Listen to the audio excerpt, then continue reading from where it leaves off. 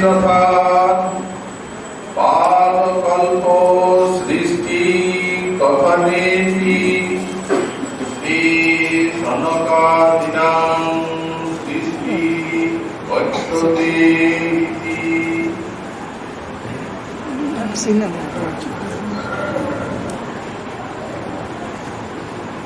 পাবনাবতার শ্রী শ্রী গৌরাঙ্গ মহাপ্রভু পরম অন্তরঙ্গ পার্ষদ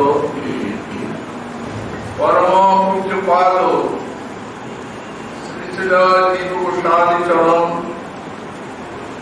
তাঁর শ্রী ভক্তি সন্দর্ভ গ্রন্থে 151 অনুচ্ছেদে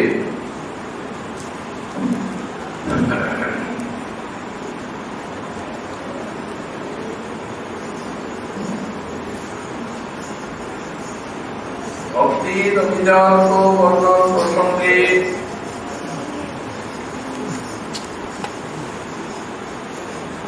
এই সাধন ভক্তির সামর্থ্য বর্ণনা করছে। তাতে প্রথমে আরম্ভ করা হয়েছে যেন কেনটি প্রকারে যদি এই সাধন ভক্তির দর্শনটি আশ্রয় করা যায় তাহলে এই সাধন ভক্তি সর্বকর্ম বিনাশ রূপক পরম গতি প্রাপ্তি করা, অর্থাৎ আনুষঙ্গিক ভাবে সব কর্ম বিধ্বংস হয় এবং তার মুখ্য বলে শ্রী ভগবানের চরণে প্রেম সেবা লাভ। এই প্রসঙ্গে একটি প্রশ্ন তুলেছেন নিজে, যে তাই যদি হয় তাহলে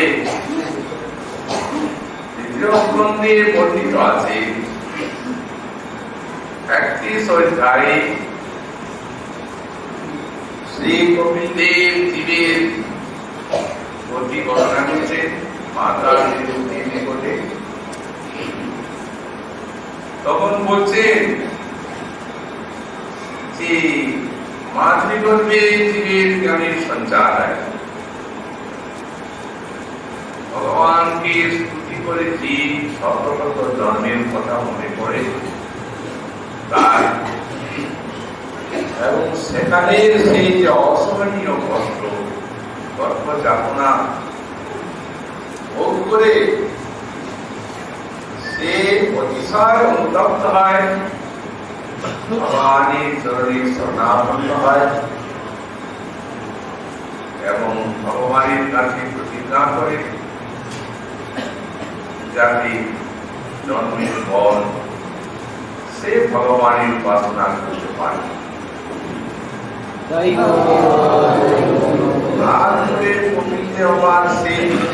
সংসার বর্ণনা করলেন। এখন প্রশ্ন হল, ভগবানের প্রতি শরণাগত হলেই ভগবান তাকে অভয় দেন, এটা শাস্ত্রবাণী উদ্ধৃত করা হয়েছে। তাহলে এইরূপ কেন? যে জীবের ভগবত জ্ঞান হলো, গর্ভের শরণাগতি হলো এবং ভজনের জন্য সে প্রতিজ্ঞা করলো ভগবানের কাছে, তার আবার সংসার যন্ত্রণা নরক করে নরক বর্ণিত আছে। বললেন না না, সব নিজের থাকবে না, মহাকৃপা প্রাপ্ত কোন কোন জীবের গর্ভে জ্ঞানের সঞ্চার হয়, তিনি প্রদান করেন, পরাগতি লাভ করেন। আর যারা তাকে সব মহাকৃপা প্রাপ্ত হয়নি তাদের সংসার বর্ণনা করা হয়েছে। কিন্তু সেই জীবী যে সংসার প্রাপ্ত করছে এটা কপিল দেবের বর্ণনায় পরিষ্কার। তো এখানে এই বিষয়ে সিদ্ধান্ত বলছেন কপিল দেবে যে বর্ণনা করেছেন তা নয়, কিন্তু শ্রীমদ ভাগবতে যেখানে ভেদ আছে সেখানেও অভেদ বর্ণন দেখা যায়, অন্যত্র দেখা যায়। যখন অন্যত্র দেখা যায় তখন এই কপিল দেবের বাণীতে সন্দেহ প্রকাশ করার আর কি প্রশ্ন উঠতে পারে, বিশেষত যখন পূর্বাপরের সম্পত্তি ছাত্রের সঙ্গে হচ্ছে সেই দৃষ্টান্তে এটি হচ্ছে একরূপে বর্ণিত আছে, এটি বুঝে নিতে হবে। দুটি প্রমাণ করছেন, বললেন তৃতীয় তথা পার্মকল্প সৃষ্টি কথনেপি শ্রী সনকাদিনাং সৃষ্টি পদ্ধতি। পার্মকল্পের সৃষ্টি যখন বর্ণনা করছেন ভাগবত, তখনও সনকাদি সৃষ্টি বর্ণনা করা হচ্ছে, কিন্তু সনকাদি তারা তো কল্পে কল্পে সৃষ্ট হন না, তারা ব্রহ্মকল্পে একবার সৃষ্ট হন। সুতরাং একটা কল্প ব্রহ্মার একদিন, তো যখন ব্রহ্মার একদিন কল্প হয় তখন একটা দৈনন্দিন প্রলয়। এই যে দৈনন্দিন প্রলয়, এতে এই চতুর্থ ভুবনের নাশ হয় না, তিনটি লোকের নাশ হয়।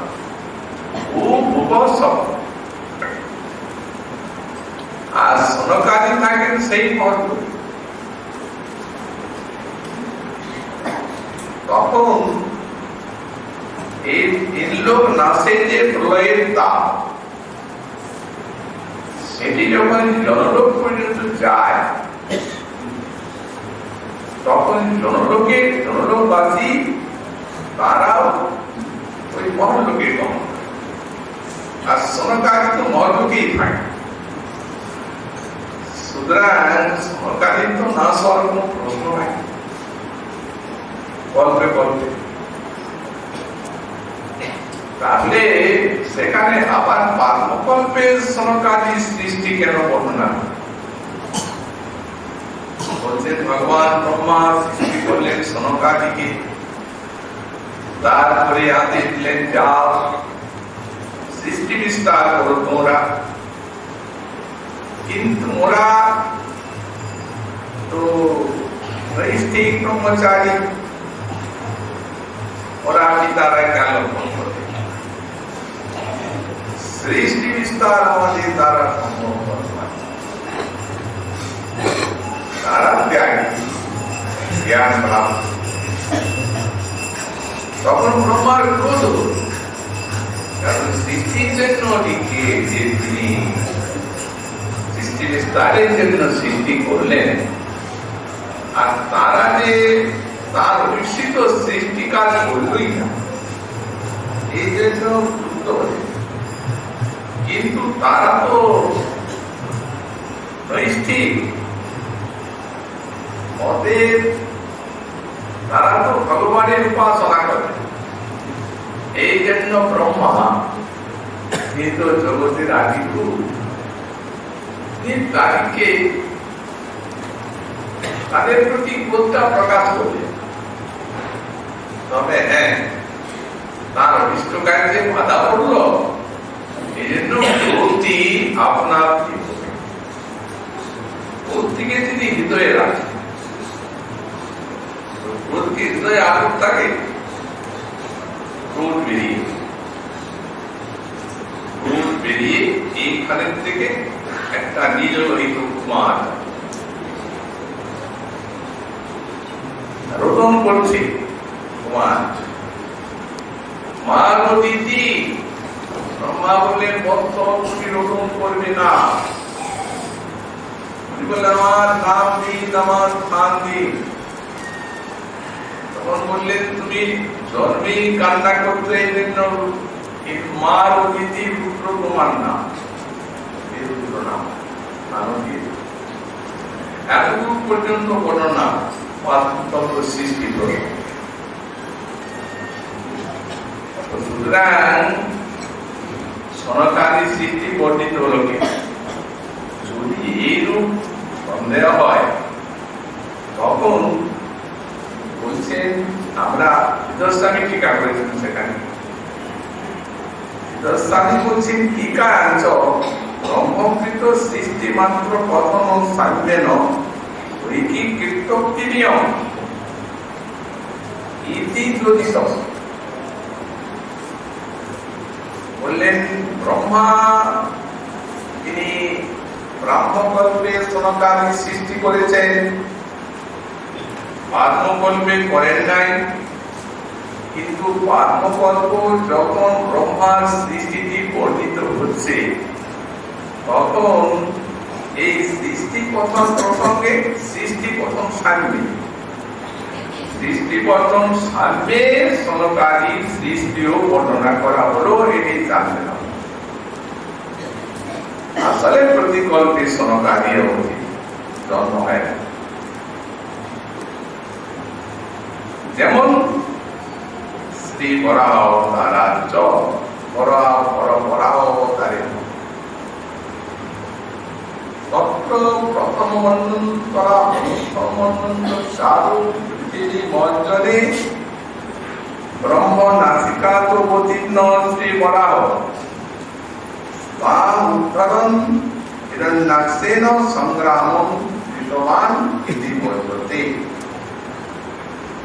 আরেকটা দৃষ্টান্ত দিচ্ছে, বলছেন প্রথম মন্বন্তরের আদি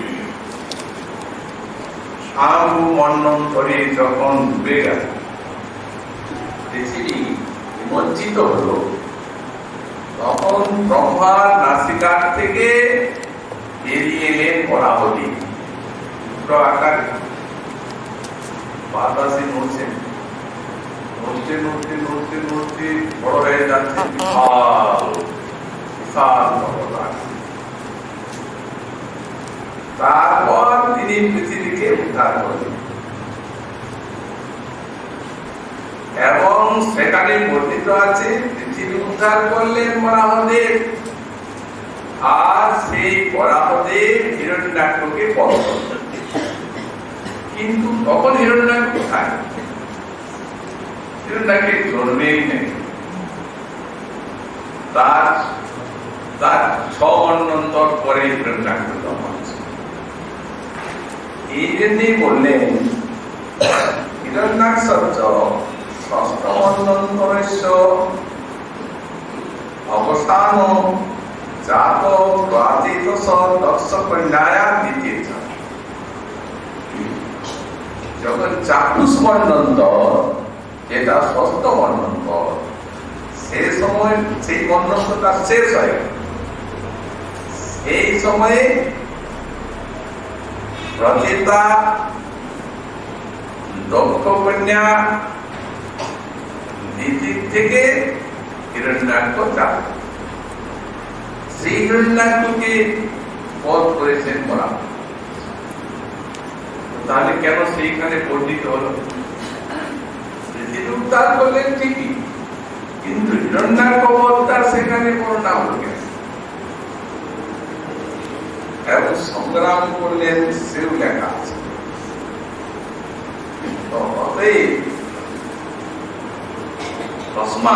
তথা বর্ণনম তদবতার পৃথিবী মজ্জন মাত্র। আচ্ছা, পৃথিবী উদ্ধার করেছেন বরাহদি, আর হিরণ্যাক্ষ বধ করেছেন বরাহদি। পৃথিবী উদ্ধার করেছেন প্রথম মন্বন্তরে, ষষ্ঠ মন্বন্তরে হিরণ্যাক্ষকে বধ করেছেন। কিন্তু দুইটাই তো বরাহদেবের লীলা। এই দুইটাই বরাহদেবের লীলা বলে একত্র বিবক্ষায় তিনি পৃথিবী উদ্ধার করলেন এবং হিরণ্যাক্ষের সঙ্গে সংগ্রাম করে তাকে নিধন করলেন। এইভাবে সেটা সাম্য বর্ণন ধরে কথিত আছে, কিন্তু আসলে সেটি নয়। এখানে দুটি জিনিসকে হেদ থাকলেও একভাবে যে বর্ণন হয় তার প্রমাণটি দুটা প্রমাণ।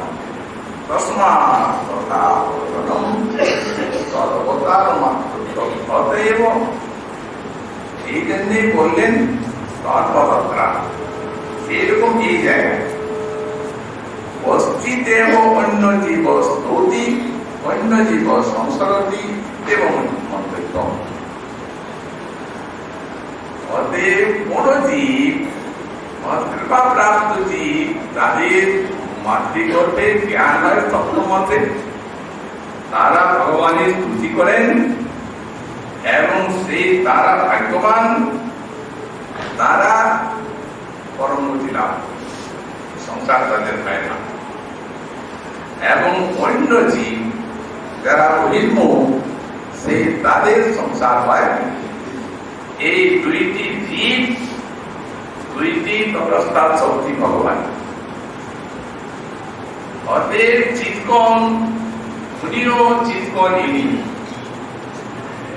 এই এক জাতিত্ব বিবক্ষায় একসঙ্গে বর্ণনা করা হল, কিন্তু এক নয়। আসলে সব জীবের মাতৃগর্ভে জ্ঞান হয় না।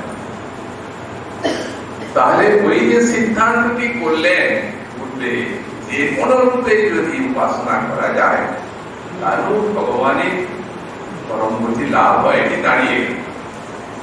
এখন এইখানে একটা প্রশ্ন যাচ্ছে যে কপিলদেব এইরকম ভাবে বর্ণনা না করে যদি এটাকে এইদিকে এইভাবে বলতেন যে যে জীব মা ভগবানের স্তুতি করলো তার সংসার কথা হয় না,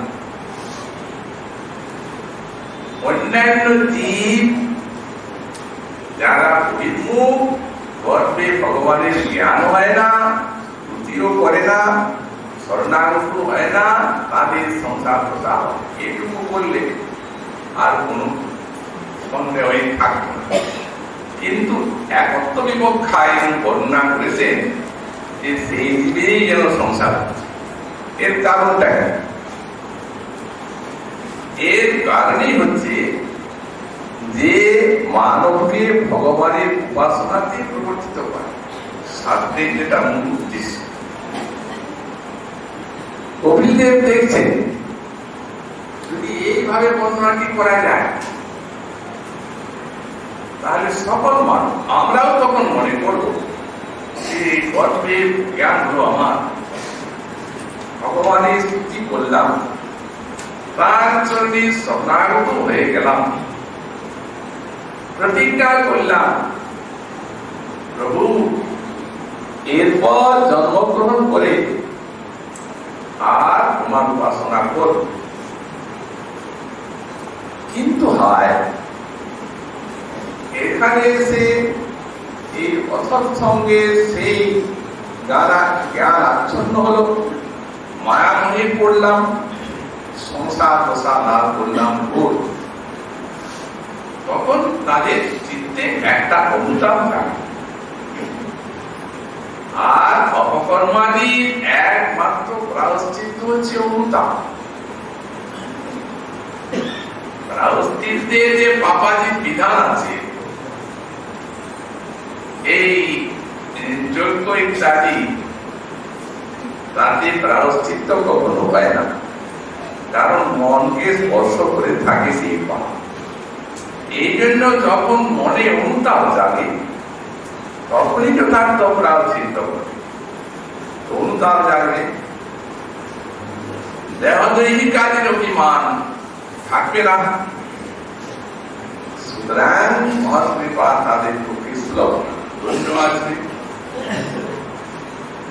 আর অভিমান আদি বিলম্বী মহতে রাগ করুণা করবেন, তার কারণ তার মধ্যে বলাই আছে যে যাদের হৃদয়ে দেহকে আদি অভিমান, মহাত্মন করুণাময় সকলকে কৃপা করার জন্য তারা উদ্গ্রীব, কিন্তু এই জাতীয় অভিমানীকে কৃপা করতে তারা ইচ্ছা করে, এরূপ বর্ণিত হয়ে আছে।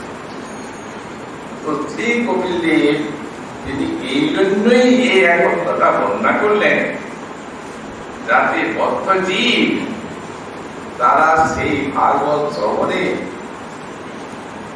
ভগবানের ভজনে উন্মুখী হতে পারে, ভাগবতের উদ্দেশ্যই তো পায়। তো সুতরাং এই সিদ্ধান্ত স্থাপন করা হলো। অতএব কপিল দেবের যে বর্ণনা, এর দৃষ্টান্ত দেওয়া হলো, কারণটিও দেখা, এই কারণে একত্র বর্ণনা করা হলো। তাহলে ও সিদ্ধান্তটা দাঁড়িয়ে গেল, অত্র পূর্ববৎ পরমগতি প্রাপ্ত ভক্তে পরম্পরা কারণ দৃশ্য, ওটা দেখালেন পূর্বে যে নকি কাজে তারা শ্রদ্ধার সহিত হরিনাম করছেন বা সাধন ভক্তি যাদন করছেন, তাদের তো কোথায় না, কিন্তু শ্রদ্ধার থাক না থাক, যে কোনো রূপে এই সাধন ভক্তির কোন অঙ্গ চালনী, অবশ্য হরিনাম চালনী, অনিচ্ছায় উচ্চারণে,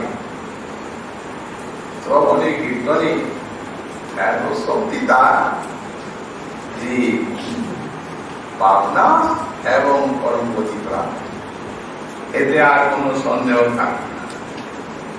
বললেন সেটা তো সোজাসুজি অবসরে হরিনাম গ্রহণ করলো, নাম তো গ্রহণ করলো, তাছাড়াও সাধন ভক্তি এত শক্তি, সাক্ষাৎ না হলেও সাধন ভক্তি যদি পরম্পরা প্রাপ্ত হয়, তো পরম্পরা প্রাপ্তি তো পরমগতি প্রাপ্তি, এটি কারণকে এই কারণটাও দেখানো। সাধন ভক্তি যে পরমগতি প্রাপ্তির কারণ, পরম্পরাতেও সোজাসুজি নাম, এইটিও দেখানো হয়েছে। দৃষ্টান্ত দিচ্ছেন, যথা হিরণ্যারতি অজার অনুমান, হিরণ্যারতি পুরাণে লিখিত আছে যে জ্যোতিনাং বিষ্ণু ভক্তানাং পরিচর্যা পরায়ণে ঈক্ষিতা অপি গচ্ছন্তি পাপিনূতি পরাঙ্গতি মহাপাপিতাপি। যদি জ্যোতিনাং বিষ্ণু ভক্তানাং পরিচর্যা পরায়ণে, ত্যাগী মন যারা বিষ্ণু ভক্ত এবং বিষ্ণু সেবা পরায়ণ,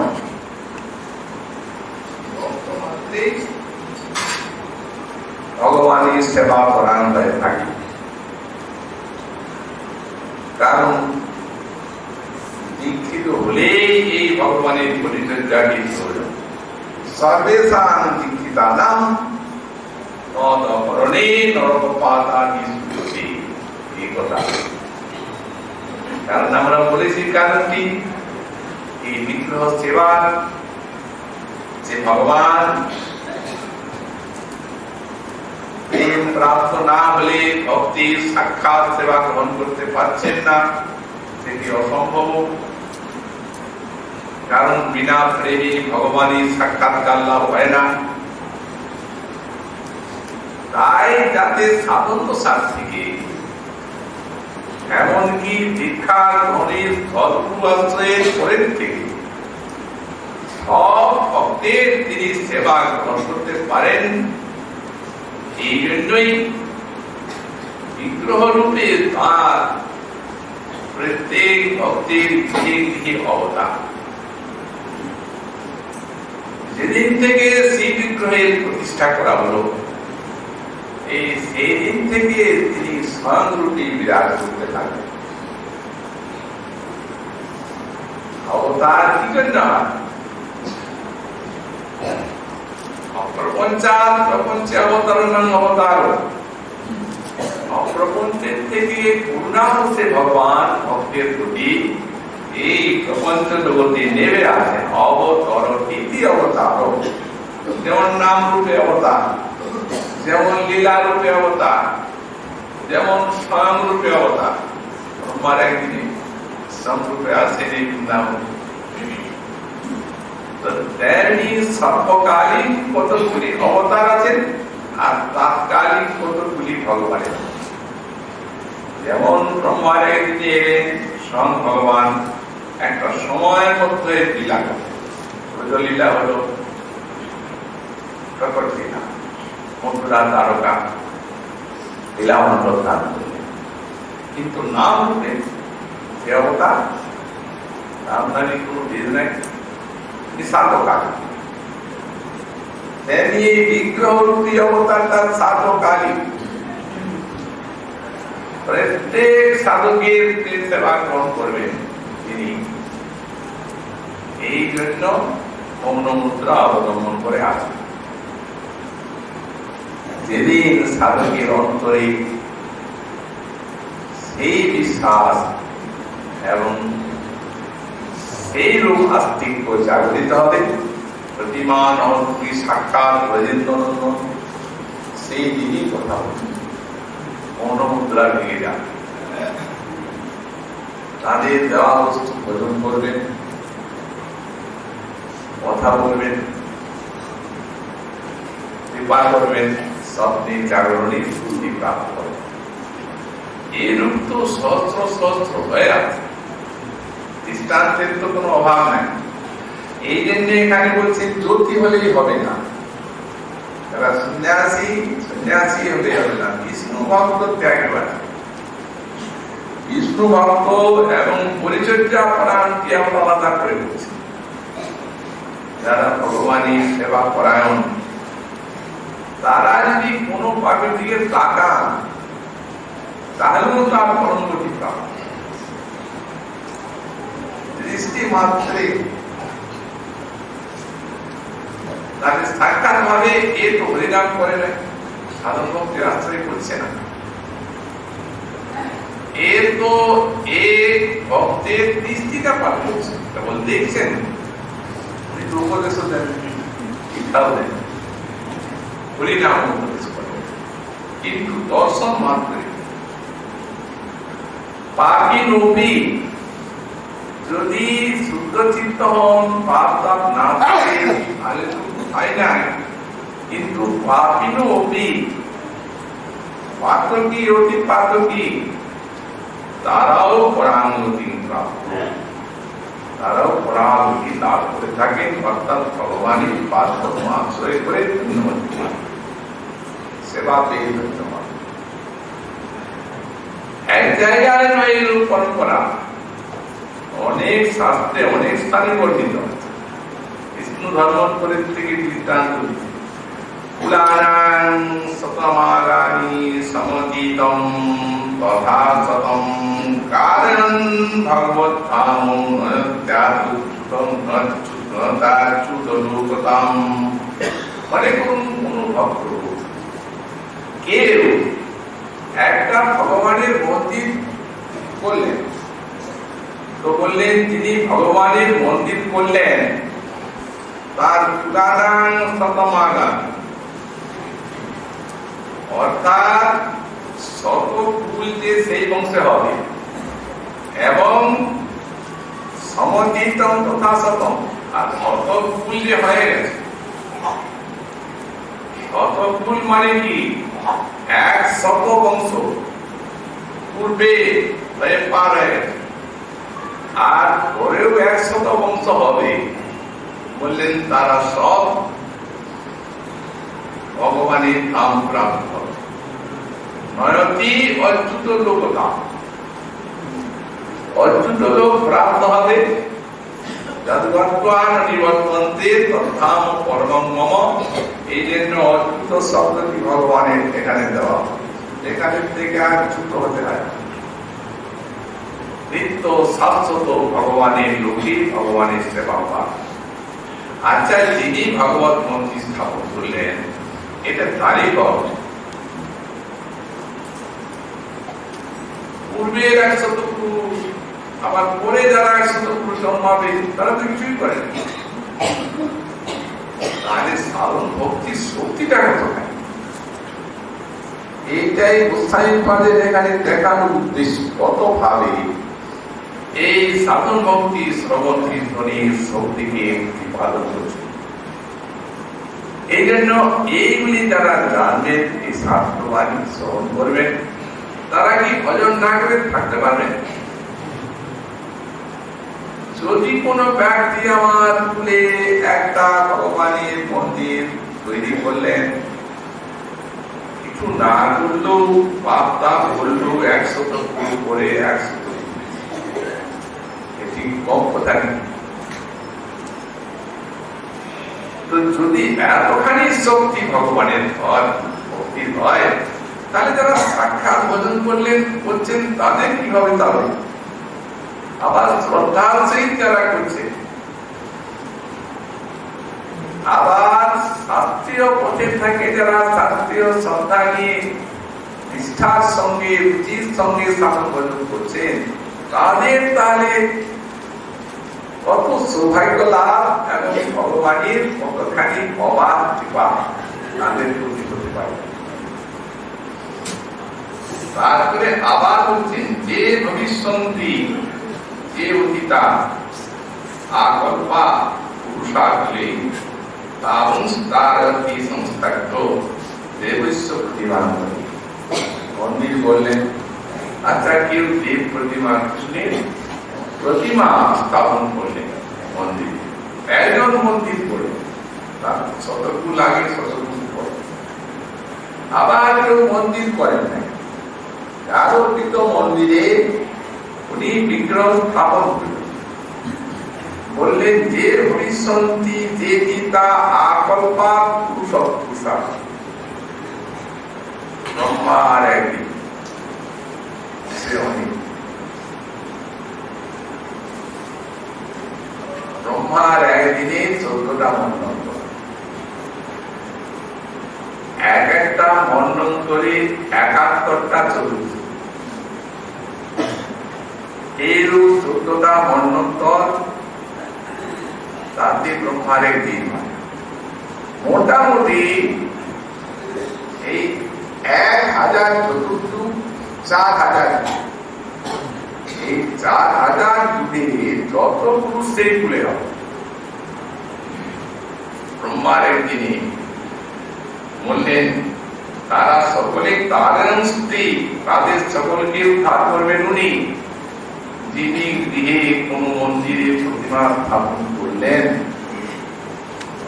তাহলে কতখানি পরম্পরা শক্তি এই সাধন ভক্তির তাই দেখুন। আর বলা হয়েছে, যে নাচা ভগবত ভক্তা বাসুদেবস্য কারিতা নবাযিতং তৎক্লদং অবদান শাসনাধিগমম। অতএব বললেন ইতি যে নাচা জমে রাখতাম, জমনের প্রতি শোনো বলে রাখছি, গাড়িকে আনবে না আমার এখানে। যে নচা ভগবত ভক্তা বাসুদেবস্য কারিত, ভগবান শ্রীকৃষ্ণের রচা বিগ্রহ যারা স্থাপন করলেন, নবাযিতং তৎক্লদং 9 অযুত ফুল, তারপরে 90,000, 1 অযুত 10,000, 9 অযুত 90,000, তার মানে প্রায় 1 লাখ। তো বলছেন সেই বংশে 1 লাখ কুল মানে বংশ বৎসগণ অবতান শাসনাধিগমম, তোমাদের শাসনের অধিকার, ওদের প্রতি আমাদের কোন শাসন শাসনের অধিকার। আচ্ছা, এ তো অন্যান্য পুরাণের থেকে তুললেন, কিন্তু ভাগবতী কি এরূপ পাওয়া যায়? এই জন্য শ্রীমদ্ ভাগবত সপ্তম স্কন্ধের থেকে 10ম অধ্যায়ে 18 সংখ্যক শ্লোকটি তুলে দিচ্ছেন গোস্বামী। বলছেন ত্রিসপ্তরি পিতা পুত পিতৃভি সহ তেনব যৎসাদৃশ্য কুলে জাতো ভবান বৈ কুল পাবন। প্রহ্লাদ কি করছেন, হিরণ্যকশিপু বধাই গেল, সিংহদেব চিহ্ন হলেন, উদর বিদীর্ণ করে নিধন করলেন। প্রহ্লাদ স্তুতি করে যাচ্ছে, স্তুতি করতে বলছেন, প্রভু আমার পিতা আপনার কত নিন্দা করেছে, আপনার চরণে কত অপরাধ করেছে আমার পিতা। যাই হোক, পিতা তো আমার, আর তারপর শুধু আপনারই নিন্দা চর্চা করেছে, আপনার সঙ্গে যুদ্ধ করতে চেয়েছে তাই নয়, কিন্তু আপনার যারা নিন্দা করে তার থেকেও যারা আপনার চরণার্চিত ভক্তের নিন্দা করে তাদের প্রতি আরো আপনি অধিক প্রসন্ন হয়ে থাকেন। ভগবত ভক্তির নিন্দা এই জন্যই মহৎ অপরাধের প্রথমে সদা নিন্দা নাম পরম অপরাধম বিদন্তি। ভগবানের চরণে অপরাধ করলে বরং তিনি ক্ষমা করেন, কিন্তু মহতের চরণে অপরাধ করলে সেটা ক্ষমা নাই। আমি আপনার চরণ ভজন করছি বলেই তো আমার বাবা আপনাকে এত নিন্দা চর্চা করেছেন, আর আমাকে কতখানি কষ্ট দিয়েছেন, তারা সুতরাং প্রভু আমার পিতা, পিতা তো এই জন্য আপনার চরণে যখন বলছেন বর চাও বর চাও, নিজের জন্য কিন্তু চাচ্ছেন না, বললেন প্রভু আমার পিতা যেন এই উজ্জয় অপরাধের, কারণ অস্মিন জন্মনি হিরণ্যকশিপু বৈশ্যপ মরীচি ব্রহ্মাণ এব তদ্বিতরতি। ব্রহ্মার থেকে ব্রহ্মা জন্মালেন প্রথম, তারপরে ব্রহ্মার থেকে হচ্ছেন মরীচি ব্রহ্মার মত, তার থেকে কশ্যপ, তার থেকে হিরণ্যকশিপু। তাহলে 1 2 3 4 চারটা তো মাত্র পরম্পরায়, চারটা কুল। এই পরম্পরার চারটা আছে, তাতে আবার উনি 21 বললেন কেন? সাইপাল বলছে নৃসিংহদেবের বাণীর ওপর তখন এটা পরিণত হতে পারে না, তাহলে সম্মতি কি করে উপরে তার কুলই না, চারটাই তার কুল। তো যদি কেউ বলে পূর্ব জন্মে, তো পূর্বপূর্বের তো নিত্য সিদ্ধ প্রহ্লাদ,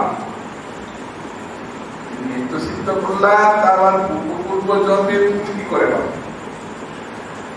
এই জন্যে গোসাইপাদ এখানে সম্মতিটা রেখে ব্যাখ্যা করেছে, বললেন যে নিত্য সিদ্ধ যারা তাদের সঙ্গে সাধন সিদ্ধের মিশ্রণ থাকে,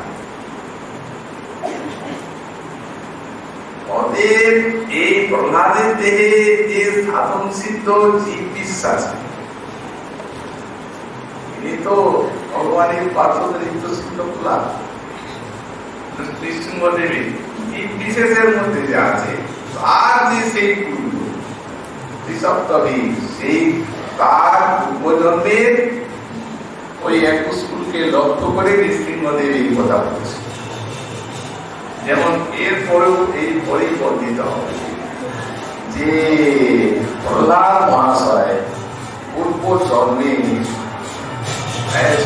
ছিলেন, এক বিশ্বাস সঙ্গে আসক্তি ছিল তার, তারপরে দৈব যুগে সেই বিশ্বাস সাথে কলহ করে আর তিনি উপবাস ছিলেন, সেদিন নৃসিংহ চতুর্দশীর দিন ছিল, জানা নাই চতুর্দশী নাকি জানতেন না, এমনি কলহ করে সেদিন কিছু খান নাই, তার নৃসিংহ চতুর্দশীর ব্রত পরজন্মে তিনি প্রহ্লাদ হয়ে জন্মালেন। তার নিত্য সিদ্ধ প্রহ্লাদ তো আছেন আলাদা, আবার কবে সূত্র হলেন আর বিচার হলেন সম্ভব, ওটা কি? তো প্রহ্লাদ হয়ে জন্মালেন মানেই সেই প্রহ্লাদে মিশে গেলেন, আলাদা থাকলেন না, তার নৃসিংহ চতুর্দশিত। এই জন্যে প্রহ্লাদ হয়ে জন্ম মানেই এই সেই নিত্য সিদ্ধ প্রহ্লাদী মিলন। এই প্রকার নিত্য সিদ্ধ যারা, তাদের মধ্যেও সাধন সিদ্ধ জীবের থাকেন। এই জন্য বললেন এখানে এখন বলেছেন নৃসিংহদেব তাকে, যে সাধন সিদ্ধ জীব তার মধ্যে আছেন, তার এখন প্রহ্লাদেরটাও। এই জন্যই গোস্বামী পাদ বললেন সে নৃসিংহ প্রহ্লাদম, নৃসিংহদেব প্রহ্লাদকে কথা বলেছেন। তারপরে এখনই অবতারণা করছেন ভক্তলাভ। দেখানো হলো যে নকি নচিত প্রকারে ভক্তি সাধন ভক্তি জানুন, পরম্পরা প্রাপ্ত সাধন ভক্তির ফল শক্তি। এখন ভক্তির আভাস মাত্রে যে সর্বপাপ ক্ষয়ে পরমগতি প্রাপ্ত বিষ্ণু পদ প্রাপ্ত, এর দৃষ্টান্ত দিয়ে শাস্ত্রের থেকে আর প্রাণের থেকে আবার সেই সাধন ভক্তি সামর্থ্য উৎপাদন করছেন। মহাপুরুষ কৃপা হলে আগামীকাল আবার সেই বিষয়ে আমরা আলোচনা করবো। আজ আমাদের